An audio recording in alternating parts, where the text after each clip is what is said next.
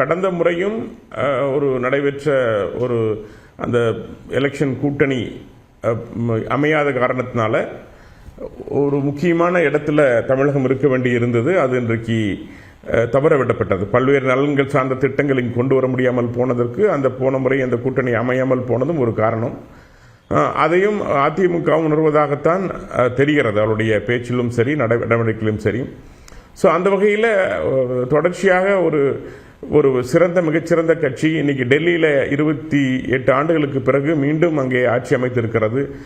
இந்தியாவிலே ஒரு 80% நாட்டை இந்தியாவிலே ஆண்டு கொண்டிருக்கின்ற இந்த பாரதிய ஜனதா கட்சியுடைய ஆட்சி நல்லாட்சி. அதனால அதையோடு சேர்ந்து பயணம் செய்வது அரசியல் ரீதியாக மட்டுமல்லாமல் நட்பு ரீதியாகவும் கூட தங்கள் கட்சிக்கு நல்லது என்கின்ற எண்ணம் உருவாகி இருக்கலாம். சரி, நட்பு ரீதியாக அந்த காரணத்துக்காக கூட எடப்பாடி அவர்கள் சந்தித்திருக்கலாம்.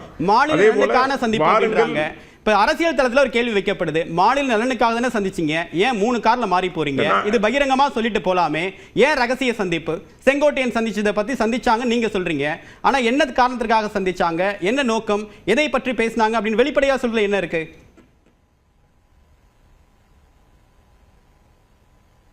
இல்லை, இதில் வெளிப்படையான காரணங்கள்லாம் அவங்க சொல்கிறாங்க. நான் தமிழ்நாட்டு நன்மைக்காக சந்தித்தோம். ரெண்டாவது, பாஜகவை பொறுத்த வரைக்கும் இவங்கெல்லாம் கூட்டணிக்கு வேணும் வேண்டான்னு என்றைக்குமே சொல்கிறதில்ல.